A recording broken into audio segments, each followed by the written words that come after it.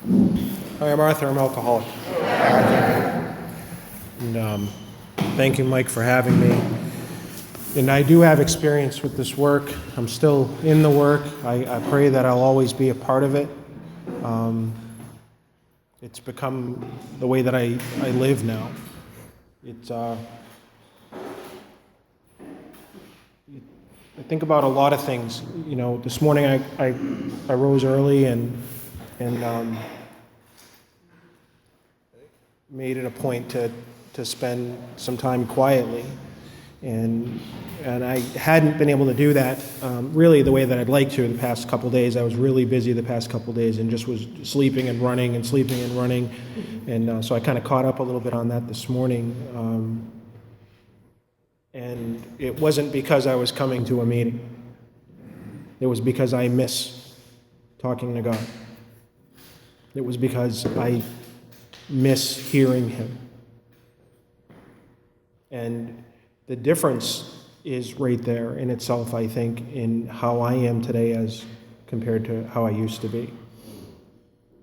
The way that I sought satisfaction in my life was not in the way that AA has kind of laid the groundwork for me to what I'm doing now. It's not even close. And I think that's probably true for a lot of people, you know, that don't have something to turn to rely upon. And I know it's been true for me. I've been blessed with the opportunity to do this for a long time, what I consider a long time. And one of the lessons that I've learned, and I think is really important, is like it says in A Vision for You. You know, you cannot possibly transmit something that you haven't got. And there's a difference between transmitting a solution that comes from this book as opposed to your opinion. There's a difference between transmitting this solution and becoming a best friend. Those things are good if you can become those things, but that is not what this is about. I understand fully the way that I think is that I drink to a point of self-destruction. I also drug to a point of self-destruction. The idea of preserving myself does not occur to me. I'm not here because it occurs to me. I'm here because it doesn't occur to me. Because I'm the guy who has to pause and think about the possibility that I might die. It doesn't come naturally. And for people who are non-alcoholic, one thing I've learned in the years that I've been doing this now, through conversation and time spent with people who are non-alcoholic and having in-depth conversations, is that those thoughts do occur to them. And every time I wonder how I'm different, it is way, way, way beyond craving. It's way beyond first step. That's the foundational work. That's how I learned about it. That's how I learned and saw how I could be identified, how I could see the effects of alcohol in those ways, and those ways are all very necessary in order to get to this place. But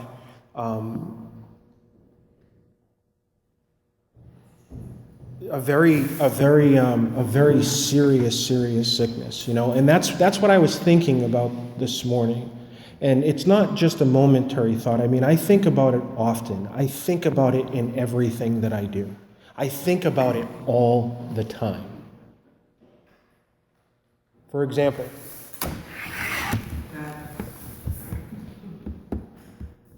my knee-jerk reaction when I'm on my bike is to do cool stuff. I'm the guy who likes to live on the edge. It's constantly needing to be tempered. I can't do it on my own. I can't think my way into it. I can't will my way into it. What AA taught me was that I have to live my way into it. My wrist is on the throttle before my thought is there.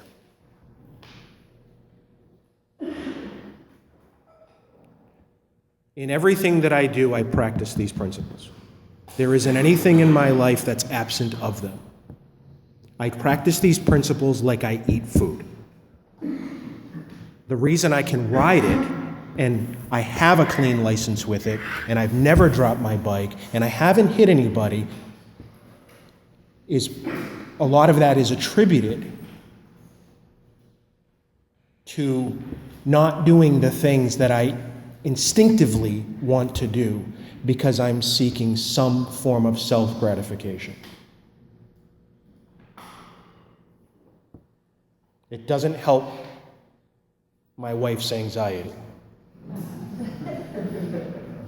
Every single time I grab my keys, she's on the Weather Channel, she's this, she's that, and it's all these annihilation thoughts, and, you're never going to change, you're so extreme,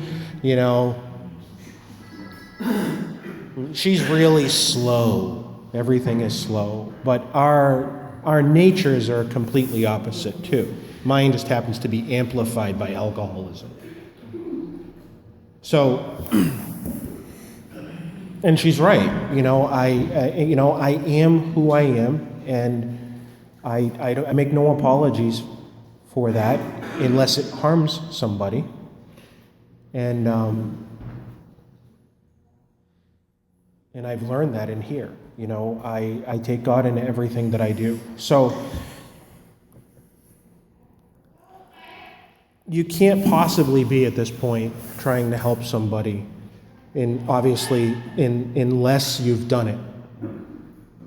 You can't talk to somebody about, all the prior steps unless you physically have hands-on experience. And I think it's hugely important. And I think it's easy to get off track when you're at a point coming on the other side of a fifth step, practicing steps,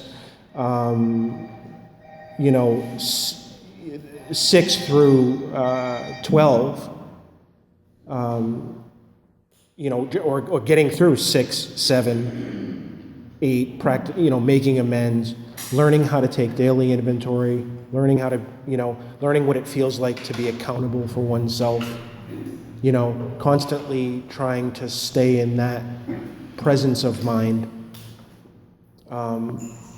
When I first started to do this work, I was the evangelist. And I made a lot of enemies at open meetings where they don't talk about the solution in this way. They have a different solution. And I'm not, in the beginning I was there to tell them what they were doing wrong. Because I thought somehow by doing that, I could, the truth is I was just scared. Having gotten on the other side of my fifth step, I was worried whether or not this truth that just happened to me, this great occurrence that just happened to me, was going to disappear. So the temptation to preach it to other people was naturally there. The temptation to want to hear myself reiterate it and talk about it in everything was there. Except that not everyone was willing to hear it. So I had a lot of experience trying to do that with people, and eventually I grew, and as I stayed longer in this process and spent more time seeking to do God's will, rather than my own, and grow spiritually, I became more proficient. I'm much more proficient today than I was then. I feel like I have a better sense of what I'm dealing with now. I feel like I am equipped to show people that are concerned with a drug addiction or an alcohol addiction. I can show them how to get out of it. That's what I'm concerned with when I meet people. They are a person that for whatever reason maybe has dropped into my life, that has asked for a certain amount of help for whatever reason, and I make it a point to clearly and specifically keep it to the book. because that was exactly what was given to me. That was exactly in the way it was taught to me. And I appreciate that that's what it was. My sponsor wasn't concerned with the matters in my life. He wasn't concerned with the petty complaints that I had. He knew that if I didn't do something, I would probably kill myself doing what I was doing. And thank God that he had the wherewithal and the courage to be frank with me when I wanted to be friends. I'm not saying there's anything wrong with friendship, but to be a friend, you have to have a certain amount of experience with having a relationship. Otherwise, you're just kind of an emotional, shoulder to cry on, and those things are great. That's great for moral support, but we're not. It just so happens that when we're dealing with alcoholism and drug addiction, we are dealing with something that is life-threatening. So the priority in the beginning has to be, is this person sick? If they are, most importantly after that is, are they willing to do something about it? Because if they're not willing to do anything about it, you can't help that person. If they're not open to change, you're wasting your time. That's just been my experience, and I can't. It's not my job to pitch the 12-step. I'm not selling the 12-step to anybody. I'm not going to sell the Big Book step study process to anybody. I did this because I was going to die.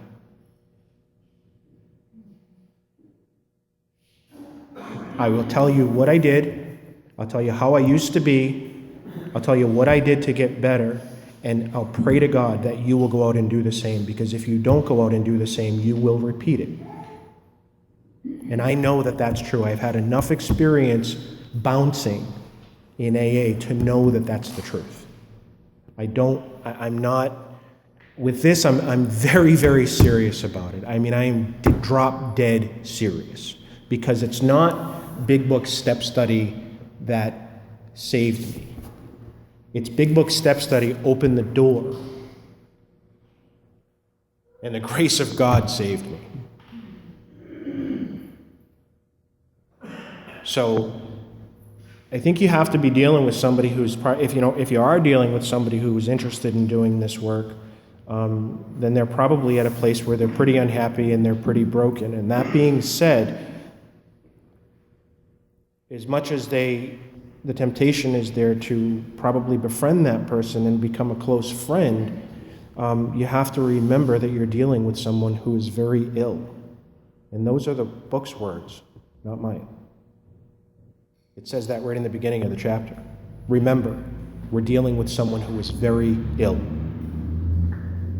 So I think it's important in helping me to put what my motives are and what what I need to do into proper perspective immediately.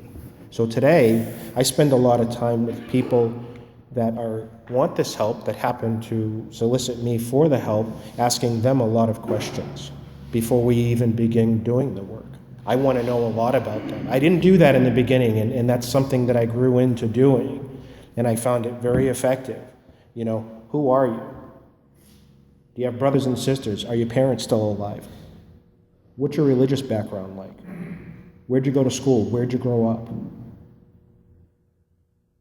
I ask a lot of questions today with new people.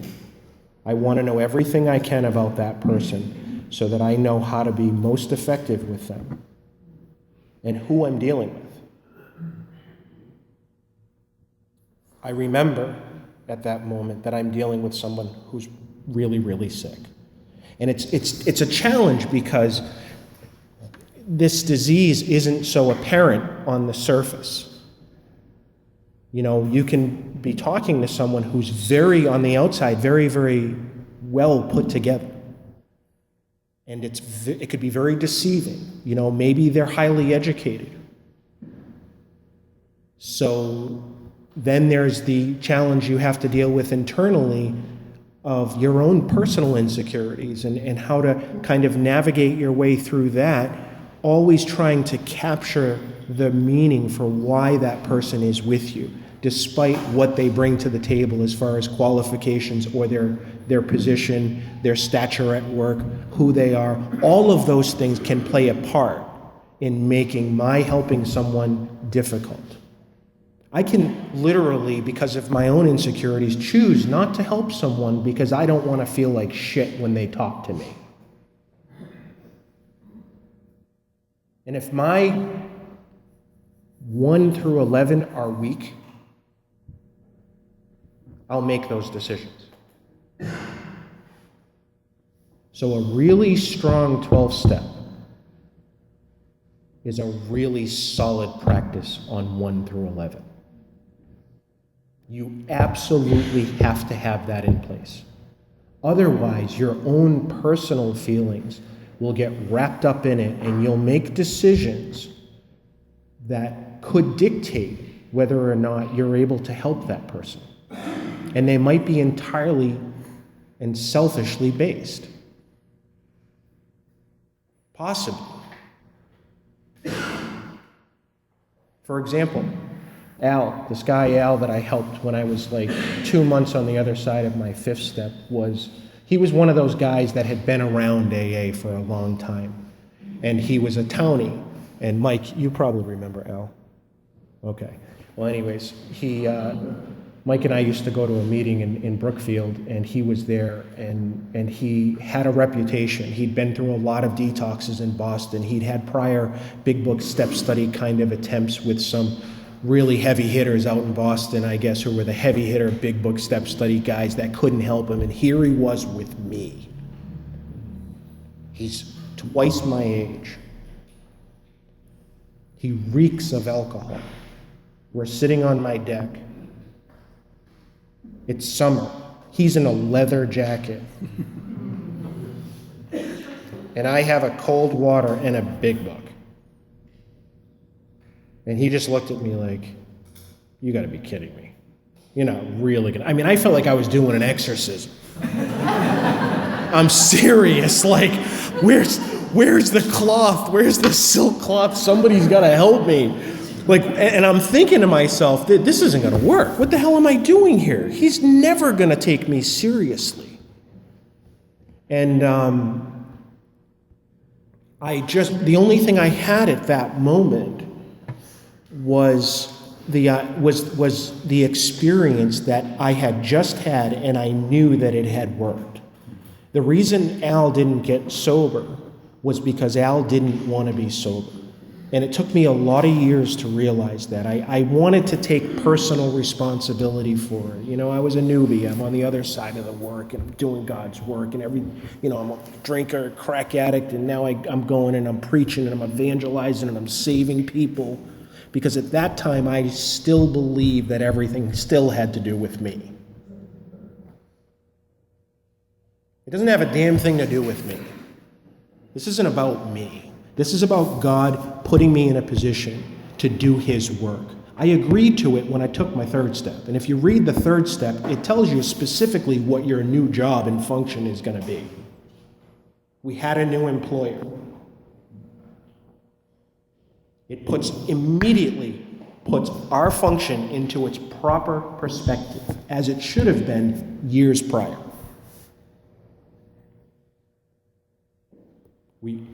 Our job was to perform His work well.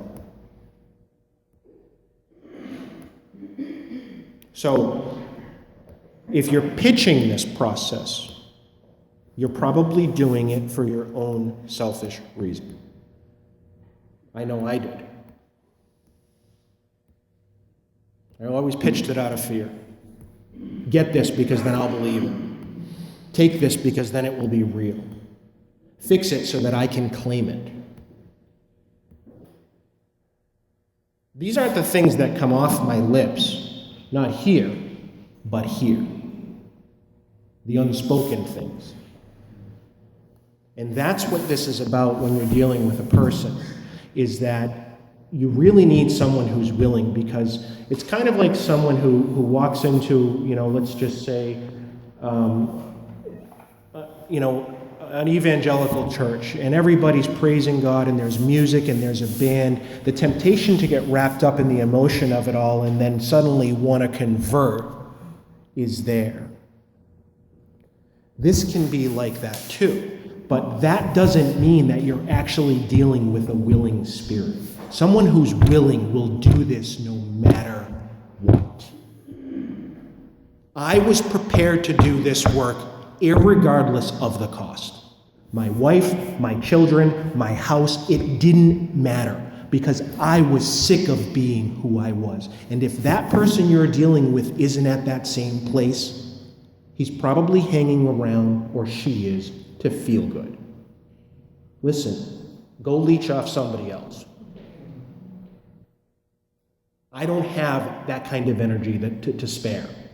It takes everything in me to gather my own for 8 hours. Right? I just don't have it. I don't have extra. I'm not the extra guy.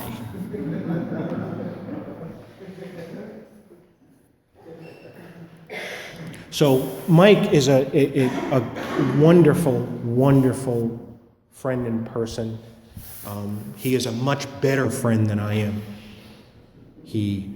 I met Mike at a meeting, and he was coming across the meeting. It was very cold and it was dark, and I was evangelizing this early on to someone else and asked Mike if he wanted to join us because the meeting wasn't open yet, and he jumped in the back seat, and the rest is history.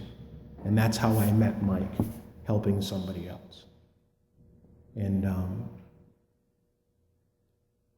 all I did was open a door and make an invitation. It was his own desire that brought him to God. It was his own desire that pushed his pen, not mine. At the end of the day, the function is to help people people that can't function. I remember that I'm dealing with someone that can't function like me, that cannot manage, absolutely has lost the ability to manage their own life, that is completely driven on probably selfish motives, that's completely driven on self-gratification, that's completely driven on I want to feel good, I want to feel good, I want to feel good, wah.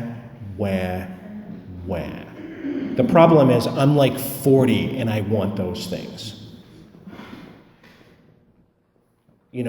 Honestly, I could sit in a high chair.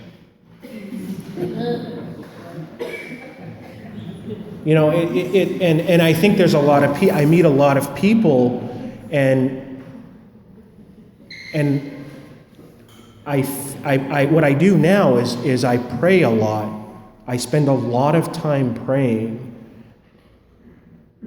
and trying to hear God, because if I don't, what dominates my thought process is myself.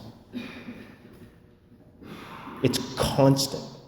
It's a constant inner conflict. And I think alcoholics are not the only people with that inner conflict, but it's just compiled with extreme, just a much more extreme kind of experience with each and every human instinct. Be it sex, be it eating, be it, shopping. I came from a place where at some point in my life when I wasn't very happy and I met alcohol, and then I was happy, and then I believed the lie that alcohol was the reason I was happy, and then it would be better if I added drugs to that equation, and then I would be further happy, and that was great. And I had that whole experience while I was tornadoing through the lives of everyone who was concerned with me, sparing no expense for their emotions or their well-being, all in an effort to feel good. Honestly, a set of chains and a locked door would be appropriate. When you seek it to a point where you annihilate and tear through the lives of other people, you have a problem. So I remember why I'm here. I'm here because without this process, that is the person that I am. The point is that a willing spirit, someone who truly wants to seek the heart of God in their way, who truly wants to remake their life, they're going to go through this work with or without you. They'll find another step study sponsor if they, for whatever reason, don't like you. And if they don't like you, that's tough shit. If you're concerned about whether or not they like you, then I would suggest really, really trying to, get to the place where you realize that this isn't about you. I would check doing some prior work again. That's the temptation.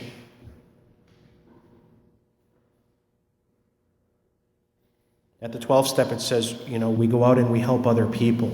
We carry this message to others. It doesn't say after that, I carry this message to others so that I can feel satisfied. It says I do it, and it reminds me that I did it, again, because I took a third step where it said what I'd be doing, and I agreed to it. My reward is in that I don't have to white-knuckle it anymore. And if someone else can come out of this and go help other people, that's great. That's God's business. That's not my business. That's not why I do it.